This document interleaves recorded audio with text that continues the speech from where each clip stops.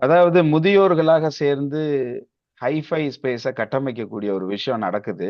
நிச்சயமா அதுதான் பொருத்தமானதாகவும் இருக்கு. முதியோர்கள் தான் வந்து பாத்தீங்கன்னா, வெளிப்படை தன்மையோட விழிப்புணர்வு குடுக்க முடியும் இளைஞர்களுக்கு. அதுதான் சரியான மெத்தடும் கூட. ஆனா இங்க யாரு வந்தா சிறப்பா இருக்கும், வேகமா நடக்கும் அப்படின்னா, ஜெனரேஷன் இசட்ன்னு சொல்லக்கூடிய இளைஞர்கள் உள்ள வரணும். ஆனா உள்ள வரக்கூடிய தன்மை என்பது இப்படிதான் ஒர்க் அவுட் ஆகும். பழமையிலிருந்து தான் புதுமைக்கு போக முடியும். பழமையிலிருந்து இருக்கக்கூடிய அனுபவங்களுடைய அறிவு தான் ஒருத்தருக்கு விழிப்புணர்வை ஏற்படுத்த முடியும். அப்ப இளைஞர்களுக்கு நம்ம கொடுக்க வேண்டியது என்னன்னா, அட்வைஸ் இல்ல, விழிப்புணர்வு. எத பத்தின விழிப்புணர்வு? முதல் பாயிண்ட் என்னன்னா, ஒரு தியாகம் செய்ய நம்ம தயாரா இருக்கணும். முதியவர்கள் வந்து தியாகம் செய்ய தயாரா இருக்கணும். எப்படி தியாகம் செய்யணும்? கொஞ்சம் நேரத்த தியாகம் செய்யணும். கொஞ்சம் உடல் உழைப்ப, அலைச்சல தியாகம் செய்யணும். ஆரம்ப கட்டத்துல. எதனால இந்த வார்த்தைய சொல்றேன் அப்படின்னா, "உன்னால் முடியும் தம்பி" அப்படின்னு ஒரு படம். இளைஞர்கள் அ குடும்பத்தில இருந்து கொஞ்சம் சுய அ தாண்டி பொதுவான ஒரு விஷயத்த சிந்திக்கும்போது, தன்னுடைய குடும்பத்துக்குள்ள என்னென்ன பிரச்சனைகள் வரும் அப்படிங்கிறது அழகா அந்த படம் சொல்லியிருக்கும். ஒரு இளைஞன் தன்னை தாண்டி இந்த சமுதாயம் நல்லா இருக்கணும் அப்படின்னு நினைக்கிறான். அந்த இளைஞன அவங்க அப்பா ரொம்ப வெறுக்கிறாரு. "நீ உன் சுயத்த பாரு. நாம என்ன பாரம்பரியம்ல இருக்கோமோ அத பாரு" அப்படின்னு சொல்றாரு. அப்பாவ அப்பாவுக்கும் மகனுக்கும் கருத்து மோதல் இருக்கு. கருத்து ஒத்து வரல அப்படின்னும்போது என்ன ஆகுது, பையன் நல்லபடியா வரணுங்கிற பாசத்தின் பிணைப்பினால தான் அப்பா சொல்றாரு. திறமையா இருக்கிறான். இவன் நம்மளுடைய கூட இருந்து நான் என்னுடைய வாரிசுன்னு நிரூபிக்கணும்னு அப்பா சொல்றாரு. ஆனா மகன் என்பவன் இந்த நிரூபிக்கிறதுனால மக்களுக்கும் நமக்கும் என்ன பயன் இருக்கு? பயனில்லாத ஒரு விஷயத்த செய்யறது எதுக்காக செய்யணும்? அப்படின்னு அந்த மகன் வந்து வீட்ட விட்டு வெளியில போயிடுறான். ஒரு சமுதாயத்த திருத்தணுங்கிற ஒரு நோக்கம் இருக்கு. திருத்தணும் அப்படிங்கிறது வந்து ஒவ்வொருத்தருடைய நலத்துக்காக. அதாவது அந்த சமுதாயத்து நலத்துக்காக தான் நான் இத செய்றேன் அப்படிங்கிறத மக்கள்கிட்ட சொல்றான்.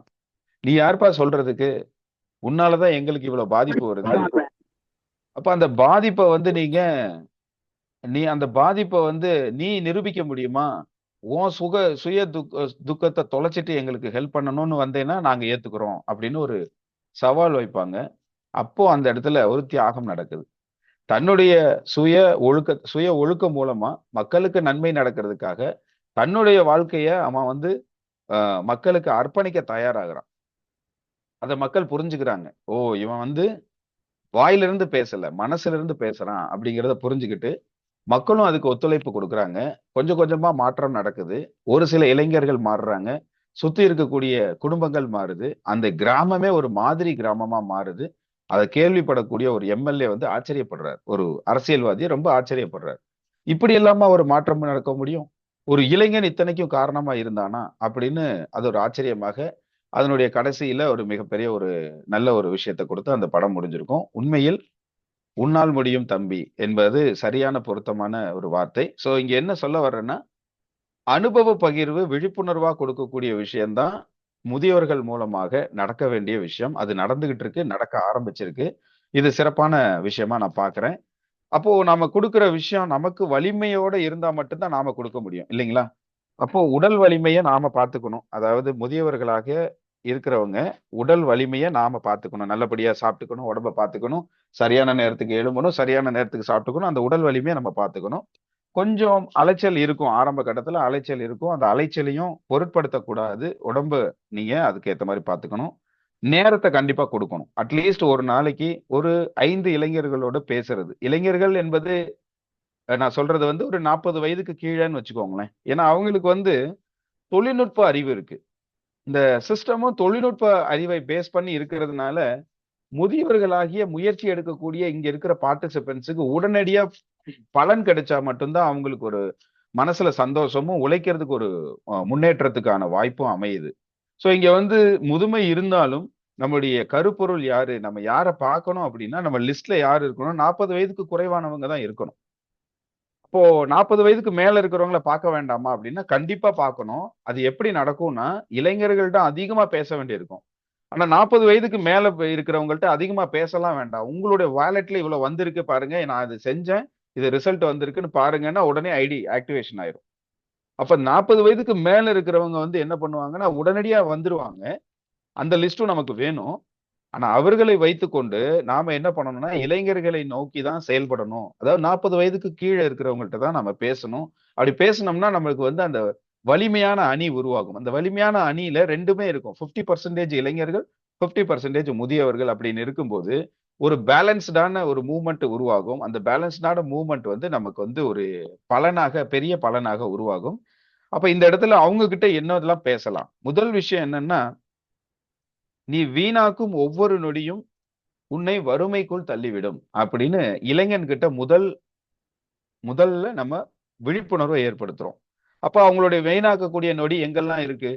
டெய்லி ஷார்ட்ஸ் பார்க்கறது, ரீல்ஸ் பார்க்கறது, Instagramல போஸ்ட் போடுறது, ரீல்ஸ் எடுக்கிறேன்னு சொல்லிட்டு எங்கெங்கெல்லாம் போய் மரத்துக்கு மரம் தாவுறது, அருவியில போய் உயரத்துல இருந்து குதிக்கிறது, ரொம்ப ஆபத்தான பகுதியில நின்னு ரீல்ஸ் எடுக்கிறது, ஓடும் ரயில்ல ரீல்ஸ் எடுக்கிறது, இந்த மாரி எல்லாம் பண்றாங்க இளைஞர்கள்.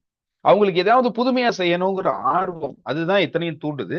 அப்ப நம்ம அவங்க கிட்ட என்னன்னா ஒரு விழிப்புணர்வு தான் குடுக்கணுமே தவிர, அட்வைஸ் குடுக்கக் கூடாது. அட்வைஸ் குடுத்தா அவங்க என்ன பண்ணுவாங்கன்னா, உடனே நம்மள விட்டு விலகிருவாங்க.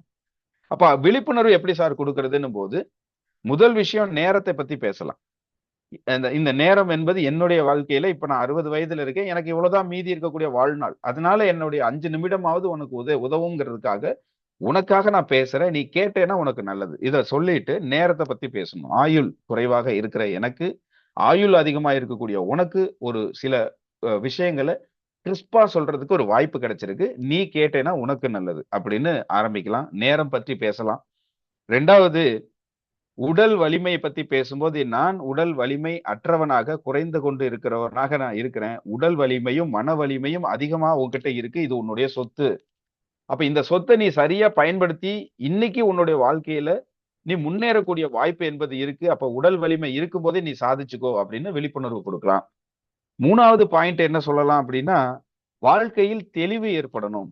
நோக்கம் என்பதை நீ தீர்மானிக்கணும். முதல்ல நீ உன்னுடைய வாழ்க்கைய இப்ப நான் கடந்து வந்துட்டேன் 60 வயது. இப்பதான் எனக்கு சில விஷயங்கள் புரியுது. ஆனால் ஒரு 60 வயது கடந்த எனக்கு ஒரு அனுபவம் இருக்கு. என்ன அனுபவம்னா, இந்த தெளிவு எனக்கு 25 வயதுல கிடைச்சிருந்தா என் வாழ்க்கை எப்படி இருக்கும்? அப்படிங்கிற ஒரு விஷயம் இப்பதான் என்னால உணர முடியுது. தயவு செஞ்சு நான் சொல்ற இந்த விஷயத்த கொஞ்சம் நீ உள்வாங்குன அப்படின்னா, உன்னுடைய ஆயுள்ல நீ வந்து மிகப்பெரிய சாதனைய படைக்கக்கூடிய ஒரு வாய்ப்பு இருக்கு அப்படின்னு விழிப்புணர்வு குடுக்கலாம். அப்போ நம்ம எத பத்தி பேசுறோம்? வாழ்க்கையோட தெளிவ பத்தி பேசுறோம்.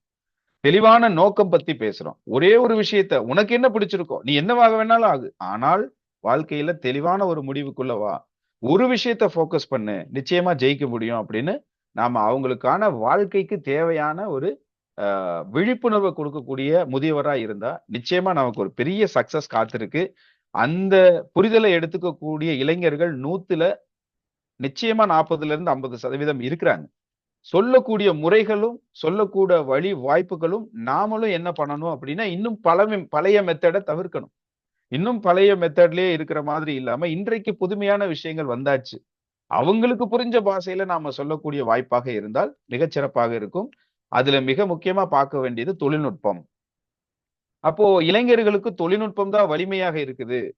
அப்ப இளைஞர்கள் என்ன சொல்றாங்க? "என்ன எப்ப பார்த்தாலும் பெரிய எல்லாம் தெரிஞ்ச மாரி ஃபோன நோண்டிக்கிட்டே இருக்கீங்க. ஃபோன வச்சிருங்க. எங்களுக்கு தெரியாதது உங்களுக்கு தெரியுமா?" அப்படின்னு கேட்கறாங்க. அப்படின்னு முதியவர்கள் சொல்றாங்க. எனக்கும் தெரியும். எனக்கும் சொல்லிக் குடுக்கப்பட்டிருக்கு. எங்க ஹைஃபை ஸ்பேஸ்ல தொழில்நுட்பம் சார்ந்து தான் நாங்க இயங்கிக்கிட்டு இருக்கோம். உனக்கு ஈக்குவலா டெக்னாலஜி தெரியும். உனக்கு ஈக்குவலா சோசியல் மீடியாவ பார்க்க தெரியும். அப்படின்னு நீங்க அவங்க கிட்ட நிரூபிக்கக்கூடிய விஷயம், முதல் விஷயம் வாட்ஸ்அப் ஸ்டேட்டஸ். ஒரு வாட்ஸ்அப் ஸ்டேட்டஸ் பார்க்கக்கூடிய இளைஞர்கள் ஏறக்குறைய 60லிருந்து 70% வாட்ஸ்அப் ஸ்டேட்டஸ்லயே தான் பார்க்குறாங்க. டெய்லி யார் என்ன பகிர்ந்திருக்காங்கன்றத டெய்லி பார்க்குறாங்க. மதிய நேரத்துல சாப்பிட்டு முடிச்சுட்டு உட்கார்ந்து பார்க்குறாங்க. பஸ் பயணத்துல போம்போது பார்க்குறாங்க. எல்லாத்துலயும் பார்க்குறாங்க. அதுக்கு அடுத்த கட்டமா நம்ம என்ன பண்ணலாம்? நம்மளுக்கும் சோசியல் மீடியா அக்கவுண்ட்ஸ் ஓப்பன் பண்ணலாமே! நாம என்ன கருத்த சொல்ல வர்றோமோ, கேட்கக்கூடிய இளைஞர்கள் எங்க கேட்கறாங்க அப்படின்னா, காதுக்குள்ள வச்சிருக்கிற அந்த ப்ளூடூத் மைக் மூலமா தான் கேட்கறாங்க. நம்ம நேரடியா பேசும்போது கேட்க முடியாது. அவங்களால கேட்க மாட்டாங்க.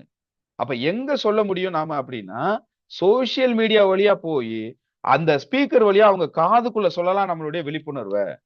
அப்ப அந்த பாதைய நாம தேர்ந்தெடுத்தோம் அப்படின்னா, சோசியல் மீடியால நாம எப்படி அலைவா, ஆக்டிவா இருக்க முடியுங்கிறத நாம கத்துக்கணும்.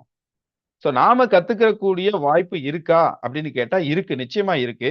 நாம கொஞ்சம் நேரம் செலவு பண்ணணும். எங்கெல்லாம் இருக்கு? ஒரு சோசியல் மீடியால எப்படி போஸ்ட் போடுறது? அப்படிங்கிறத YouTubeல பார்த்தா, ஃபேஸ்புக்ல எப்படி போஸ்ட் போடுறது, யூடியூப்ல எப்படி நீங்க வந்து உங்களுடைய பர்சனல் வீடியோ மேக் பண்ணி எப்படி அப்லோட் பண்றது, ஒவ்வொரு ரீல்ஸை எப்படி போடுறது, இது எல்லாமே பார்த்தீங்கன்னா, யூடியூப்ல ஒவ்வொரு இடத்திலயும் நெறைய மொழிகள்ல விளக்கங்கள் கொடுக்கப்பட்டிருக்கு. அத நீங்க பார்க்கலாம். அத உங்களோட இருக்கக்கூடிய உங்க குடும்ப உறுப்பினர்கள், மேபி உங்க ஹஸ்பண்டா இருக்கலாம், ஒய்ஃபா இருக்கலாம். யாருக்காவது ஒரு நல்ல தெளிவு இருக்கும். அவங்கள கூட சப்போர்ட்க்கு வச்சுக்கிட்டு, இத நான் செய்யணும். இன்னைக்கே கூட ஒரு முடிவு எடுக்கலாமே. யூடியூப்ல ஒரு சேனல் ஆரம்பிக்கிறது எல்லாராலயும் முடியும். ஒரே ஒரு இமெயில் ஐடி இருந்தா போதும். அந்த சேனல்ல டெய்லி யூடியூப்ல வந்து பாத்தீங்கன்னா, நம்ம ஷார்ட்ஸ் போடலாம். ஷார்ட்ஸ்ங்கிறது என்ன? 1 நிமிஷத்துல சொல்ல வேண்டிய விஷயத்த சொல்றது. அப்ப டெய்லி கத்துக்கக்கூடிய ஏதோ ஒரு விஷயத்த பத்தி நம்ம அந்த 1 நிமிஷம் ஷார்ட்ஸ் வீடியோவ டெய்லி போட்டுட்டே இருக்கணும். கேட்கிறவன் கேட்கிறான், கேட்கல, பார்க்கிறான், பார்க்கல. அது நமக்கு விருப்பமே இல்ல. அத பார்க்க தெரிஞ்சுக்கக்கூடிய விருப்பமும் இல்ல. எத்தன சப்ஸ்கிரைபர் வர்றாங்க, எத்தன லைக்ஸ் வருது, அது நமக்கு தேவையில்ல. நம்ம கடமைய டெய்லி ஒரு ஷார்ட்ஸ் பதிவு பண்றதுக்கு நம்ம கத்துக்கிட்டோம். ஒரு வீடியோ பதிவு பண்ண கத்துக்கிட்டோம்.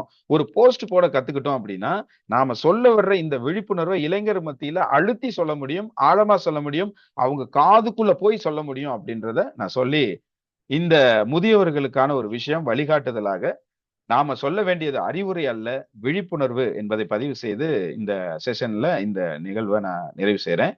நன்றி, நன்றி.